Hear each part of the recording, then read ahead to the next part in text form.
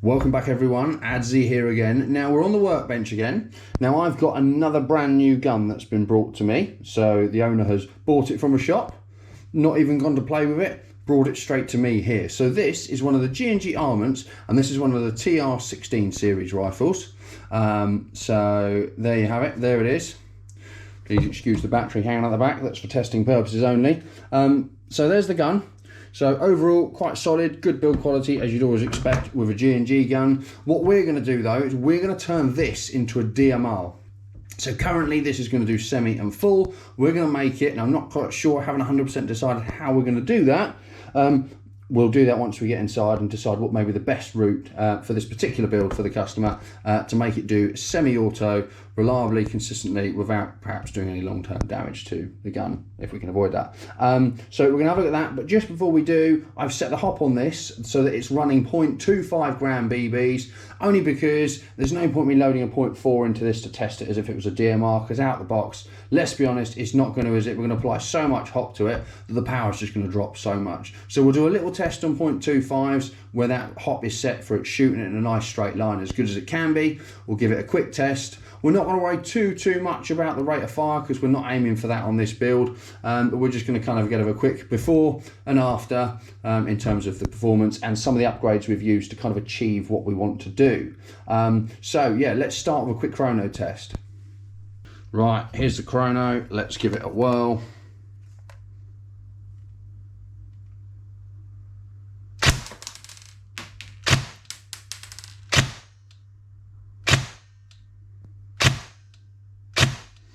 So we're getting about 265 to 270 feet per second on a 2.5 on semi. Let's just see what full auto does, just out of curiosity.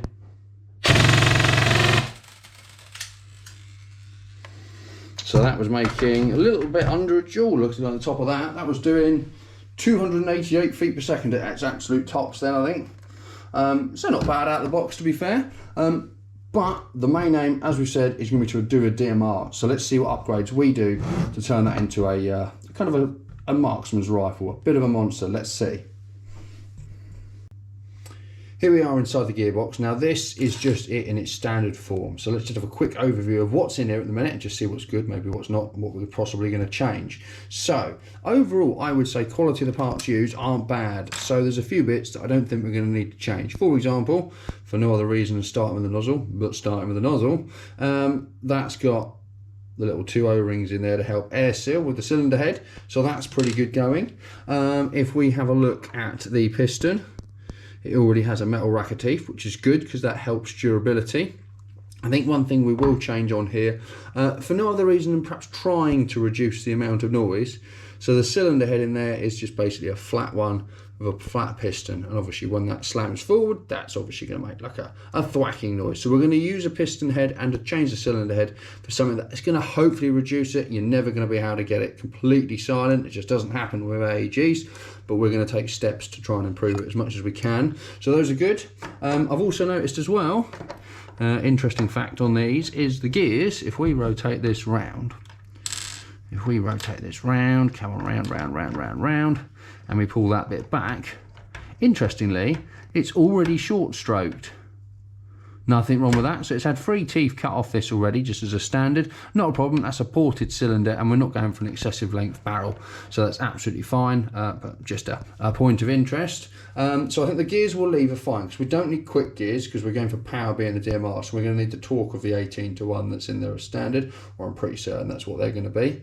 The other thing I do want to change, which I haven't decided if we're going to be able to yet, is this green circuit board, so the G&G MOSFET that's in there. And the reason being is the little button that this pushes in here, on previous versions of the G&Gs, like this here, which is in my little junk box, the little buttons that are in there that the trigger pushes, I've seen a few of them fail. And if we're thinking for longevity, will the green ones go? I'm assuming they're an improved version than what these ones are, because I've only ever seen the red ones that have had issues. That, or the little circuit chip that's in the back end. Again, that's a slightly different one to the normal bigger ones that are on the red circuits that we pull out. So maybe they're all right on these ones, I don't know. Maybe they're a bit more durable. But if I can replace it, ideally I'm going to want to try and fit a parent. The only complication is the parent obviously it's gonna, I don't know whether it's gonna work, because this, rather than having like a traditional M4 where you've got a safe, semi, and then full, you've got all that turn on the selector. This only goes from safe, semi, and then full where the semi position normally is. I might try and put one in and we'll see if we can get it to work, because I'd quite like it in there, because then you have all the magnetic trigger, which is going to be much more reliable hopefully than that. That's not saying I've seen a bad experience with these, because it's primarily those ones, and even then it's only occasionally, so don't take this as a hate towards any of the G&G stuff, just an observation, and perhaps hopefully making things better for longer. So we're going to change a few of these bits and see where we get to from there. So a few bits we've changed up to this point then. So I've done a little bit of shimming on all of the gears. Also, just a point that I found on this one, you see this little bit here, this round bit that protrudes up. That was ever so slightly hitting that gear, so it was causing a slight amount of resistance. So I've just dremeled, like minute, we're talking fractions of a millimetre off that, just so that they spin nice and smoothly. So that's the gears all set up and ready to go. The other thing I've changed as well is we swapped the piston head out. Now for no other reason really, other than we've got one of these like domed style ones on there, because that is a nice soft, or it's softer. You never want it too soft because it's going to be like smashed into the front of the piston, so it needs to be quite durable. But we've done that because that, in combination with that style cylinder head, where those fit together, now you need to make sure you're going to do it and they need to fit together properly if you're going to do it, that is hopefully going to reduce some of the noise that the piston makes going forward. It's never going to make it silent, because that is an impossibility, but I think that combined with that in there with the original nozzle that makes a good air seal, because it's got the O-rings in there, that should be quite good. Yeah, there we are. So that's not going in there with my finger over the top. So perfect air seal. So a few parts are an upgrade there. Now the next thing I'm going to try is, if the Perrin's going to fit in here, which I think it will go in, the complication is going to be the selector switch. So I'm going to put one in and we're going to see if this works.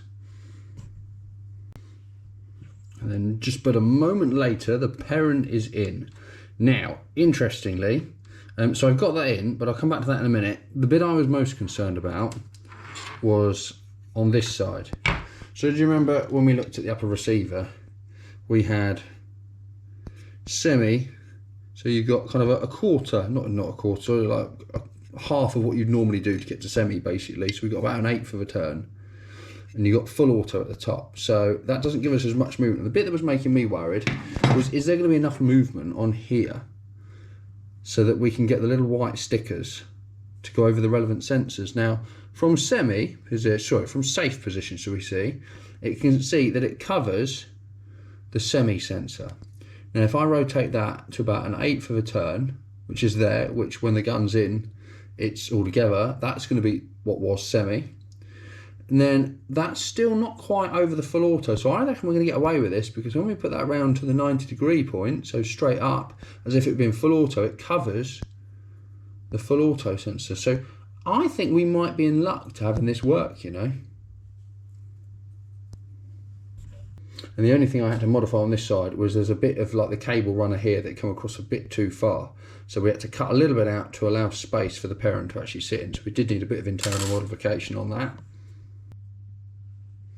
So with the Perrin and that, what we've done on the back of the selector plate, as you can see, what we've done, the little bit here, the black bit with the white bit, that is one of the Perrin stickers, but cut down. So it does mean if anyone out there needs half a Perrin sticker, I've got one going spare.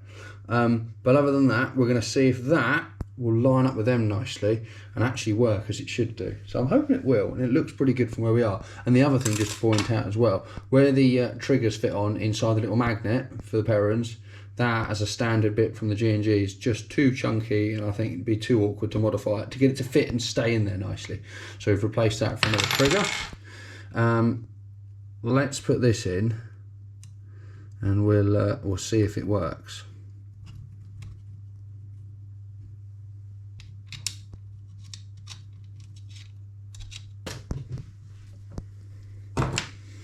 Now, if we link a battery to this, I don't know if you can see the colours flashing in there.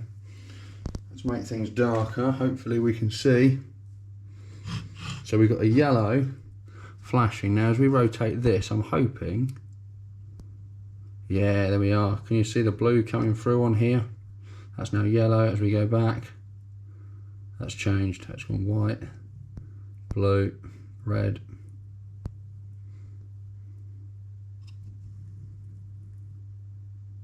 So red is there. So that's the full auto. That's there, there. So between the two bits, we can see that changing colour on the test. So I think we're going to be lucky and this is going to work.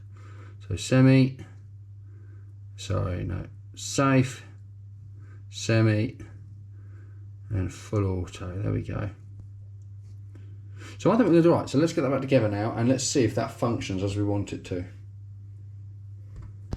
So that's it all back in the lower receiver now. So just a quick test to show you on here. So we've got semi first of all, perfect, and it does still do full auto. Now I know we're making a DMR, so we're going to change all that setting in a minute, but that was just to show you that if you are going to put a parent in one of these, if you wish to do so, even with its minimal movement, the way it's got the selector plate set up in there, you can have it so that the parent works as seen there. So that was worth knowing. It's the first time I've done one of those, and I had my doubts at first, but once we got into it and we had a try, that was all good. So that's fine. I will be setting this up so that it just does DMR, so that it can be used on the higher FPS, etc. But we'll change all that shortly. I just want to get everything running first to make sure we're good.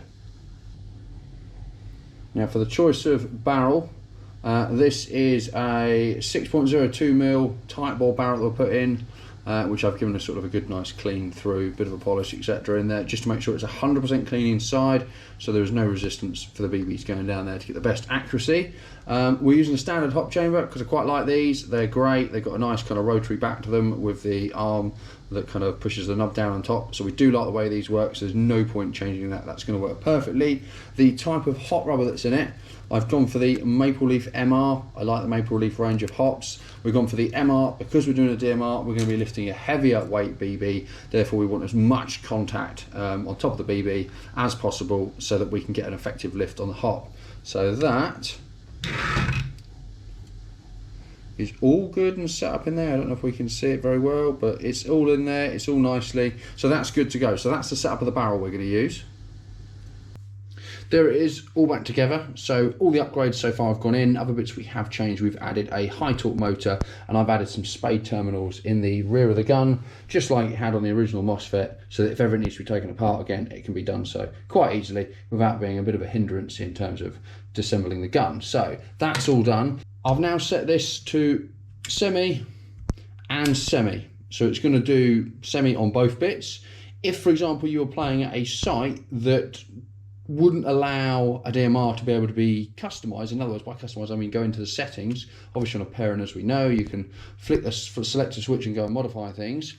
If you're at a site that won't allow it like that, because it could be changed in the field, simple solution, top tip, you can put just a little bit of tape over the full auto sensor, but only once you've set it up, because obviously once you do that, you can't enter programming mode at all. But it would mean that you'd have to disassemble the gun to get it back to a point where you could get into the programming mode as well. So top tip, a little bit of tape over the full auto one, if ever you wanted to, just to completely lock it to semi without any programming mode. But we haven't done that on this one on just yet. What we'll do now is we'll get on the chrono. I've set it up so that it's running on 0.43 gram BBs. That seems to be the best weight. I've got the hop set. We'll run it through the chrono now just to see the result we're getting, and then that is that upgrade complete.